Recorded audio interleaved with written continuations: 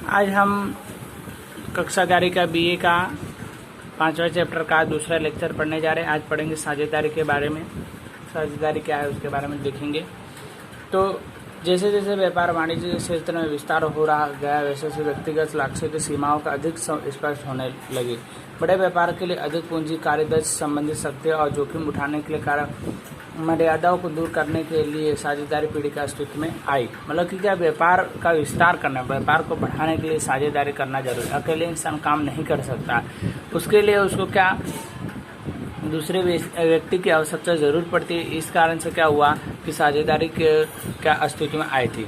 साझेदारी किसे कहते हैं? तो साझेदारी एक ऐसी धंधा की व्यवस्था है जिसके धंधा में स्वामी के एक से अधिक व्यक्ति होते हैं, जिसके लिए संचालक के सभी अथवा तो सभी तरह के कोई भी एक अथवा एक से अधिक साझेदार होते हैं। इस प्रकार के चलाए जाने वाले परिणाम से वाहन होते हैं। मतलब कि क्या इसके अंदर जो धंधा को चलाने के लिए एक से अधिक व्यक्ति मिलकर के काम जो करते हैं उसको साझेदारी कहते हैं। शॉर्ट में अगर इसकी परिभाषा जो एक या एक से अधिक व्यक्ति मिलकर के काम करे उसको साझेदारी कहा जाता है। शॉर्ट में इसकी क्या परिभाषा है?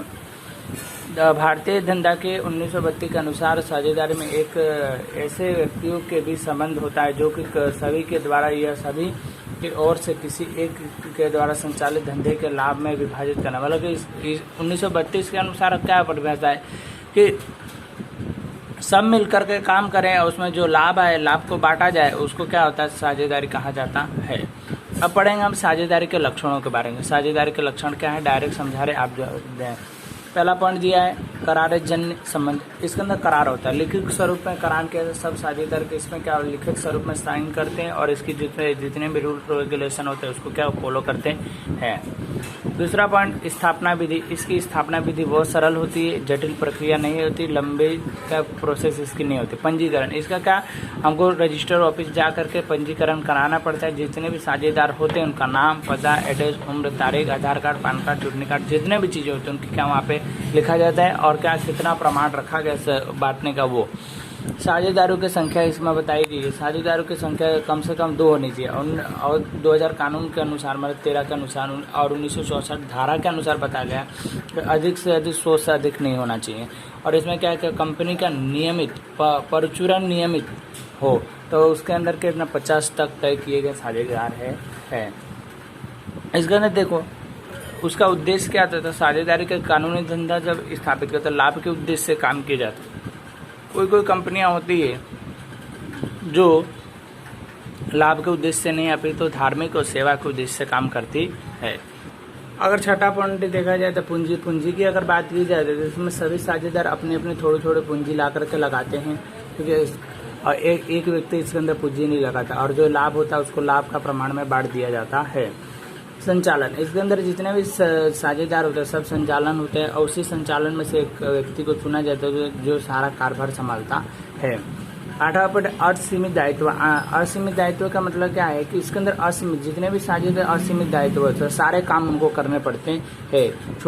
छोटा से लेकर बड़े तक जितने भी कार्य होते हैं वो सारे काम उनको करने पड़ते हैं। इसमें इनका दायित्व क्या बांटा होता रहता है, कौन क्या करेगा, अधिकार और दायित्व सबको अलग अलग दिए गए होते हैं, सारे काम करने पड़ते हैं। मालिक में परिवर्तन की बात की जाती है तो मालिक के अंदर क्या होता है? अगर कोई कर्मचारी अगर मर जाता है, चाहे दिवालिया घोषित हो जाए, चाहे हस्तांतरण करता है, चाहे एक दूसरे त्याग पत्र देता है, तो उसमें मालिक का परिवर्तन किया जा सकता है। ठीक है। कानूनी स्थान के भारतीय साझेदारी 1932 के साझेदारों के अधिकार, कर्तव्य, नियम, पीढ़ी, पंजीकरण का अन्य व्यवस्था दर्शाई गई। मतलब कि कानून की दृष्टि में इन सबकी व्यवस्था की जाती है। अब पीढ़ी के आयुष्य कब तक चलता है? जब साझेदार साथ में रहते तब। अगर साझेदार में से कोई मर जाए, पागल हो जाए, दिवालिया घोषित हो जाए और साझेदार का अंतिम हो जाए, चाहे क्या होता है कि कंपनी जिस काम के लिए बाहर आई थी वही काम उसका पूरा हो गया और वो काम खत्म हो गया तो कंपनी का विसर्जन हो जाता है, आयुष खत्म हो जाता है। अब लाभ के बारे में बात करें तो इसके क्या क्या लाभ हैं? तो इसके क्या पहला पॉइंट कि सरल और मित्य स्थापित विधि, मतलब इसमें कोई भी ज़्यादा सरल मतलब सरलता से इसकी स्थापना कर सकते हैं। इसमें किसी भी प्रकार का खर्च होता नहीं है। कार्यदक्षता, इसमें जो काम करने वाले संचालक होते हैं तो उसमें क्या है, जिसको जो ज्ञान होता है, विशिष्ट ज्ञान होता है, वही इसके अंदर आते हैं, अपने अपने ज्ञान का अनुभव दिखा करके कंपनी को लाभ दिलाते हैं। साख में वृद्धि, इसमें क्या एक से अधिक, अगर हमारी कंपनी एक है, अब आज अच्छा होने लगा तो इसकी वृद्धि करके दूसरी 3-4 और कंपनियां खोल दे, तो उसमें सारे लोग मिलकर काम करते हैं। अधिक, इसमें 2 या 2 से अधिक संचालक अपनी पूंजी लगा करके और कंपनी को आगे बढ़ाने का और लाभ कमाने का काम करते हैं। श्रम विभाजन का लाभ, इसमें क्या है, श्रम विभाजन, और लोगों का अलग अलग अधिकार दायित्व बांट करके उनके क्या मेहनत को देख करके उससे लाभ कमाते हैं। ठीक है, मैं भी उतना काम कर रहा, दूसरा व्यक्ति उतना काम करे तो उसको दूसरी ब्रांच पे रखो, इसको उतनी, तो दोनों तरह से क्या लाभ होता है। योग निर्णय, इसमें योग निर्णय, एक व्यक्ति कभी गलत निर्णय ले सकता है, बाकी बहुत सारे मिलकर निर्णय गलत ले सकते हैं नहीं, पंच परमेश्वर, तो सब लोग क्या योग मिलकर के क्या साझेदार क्या निर्णय लेते हैं इस प्रकार से। परिवर्तनशीलता में इसमें क्या होता है कि साझेदार अपनी इच्छा और करार के अनुसार क्या परिवर्तन कर सकता है, कंपनी छोड़ सकता है। अल्पसंख्या के हितों के रक्षण के लिए और समान रूप से साझेदार के अधिकार में कोई भी कार्य के साझेदारी की सहमति से होता है, तो पीढ़ी के निर्णय में से किसी भी एक साझेदार के असहमति हो तो निर्णय नहीं लिया जा सकता। मतलब क्या होता है कि अगर आप कोई काम करने जा रहे हो, कहीं किसी को लोन देने जा रहे हो 50 लाख का, बाकी एक साझेदार उसमें बोले कि नहीं देना, तो क्या नहीं दिया जाता है।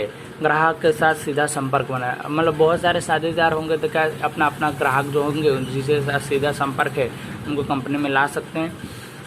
दूसरा पॉइंट, आर्थिक सत्ता का विकेंद्रीकरण, आर्थिक जो सत्ता होती है, 2 या 2 से अधिक सदस्य होने से आर्थिक सत्ता का भी क्या भाग पड़ जाता है और जो उनका अधिकार है वो बांट दिया जाता है। आयकर का अल्प बोझ, मतलब आयकर टैक्स का अल्प बोझ होता है।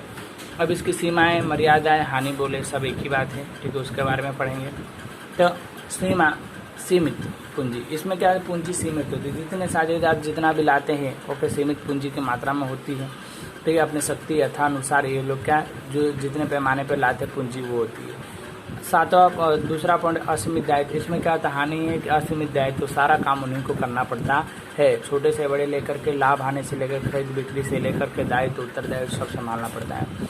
मतभेद की संभावना, इसमें ज़्यादा साझेदार होने के कारण आपस में झगड़ा भी होता है, मतभेद भी हो सकता है।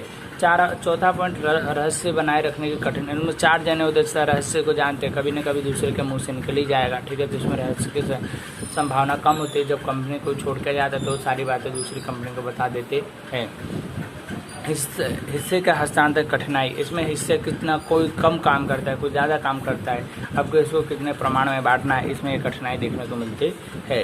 निर्णय में विलम्ब, ज़्यादा साझेदार होंगे तो निर्णय में विलम्ब होगा, क्योंकि कोई कहीं विदेश गया तो उसका जब तक सिग्नेचर नहीं करेगा तब तक का निर्णय नहीं ले सकते, तो इसमें भी विलम्ब होता है। अल्प आयु, जब तक साझेदार है तब तक ठीक है, नहीं तो मृत्यु होने के बाद कंपनी बंद हो जाती है। आज इतना ही पढ़ेंगे, कल आगे का।